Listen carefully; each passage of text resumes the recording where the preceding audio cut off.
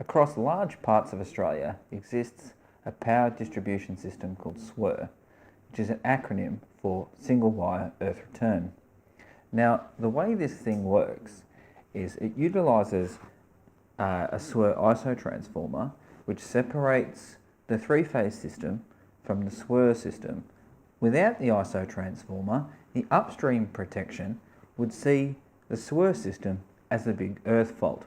To eliminate that, the isolation transformer is in place and separates the two networks. Now, with a SWER system, you have the ability to transfer energy down one wire through the ground and back.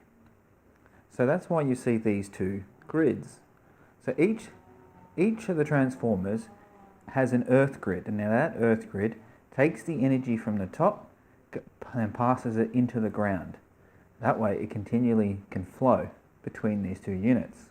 To enable the SWER customer to have multiple phases, the SWER system utilises a centre tap transformer, whereas you take the centre leg as your neutral and earth it. Then you can have one phase at 0 degrees and one phase at 180 degrees. Two phases 180 degrees apart. So let's just quickly demonstrate that and how that works. So here we have two phases on the yellow wires, and then the white wire is the centre of the transformer, and that is connected to the neutral. Now, if you look at it on an oscilloscope, when you're getting up close, you can see we've got one phase here, and when one phase is at peak, the other one is at negative peak, 180 degrees. If it was 120 degrees or anything like that, you would see one come up here and then the one come up not long after. Complete opposites, 180 degrees. So in this system, we can see each phase is roughly 1.3 volts. Then if we were to take a measurement between phases, we get an RMS value of 2.6.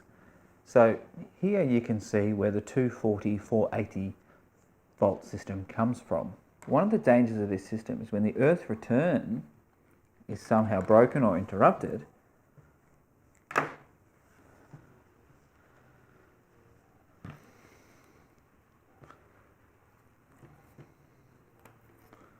now that with it broken, you can see a voltage now between the two ground paths.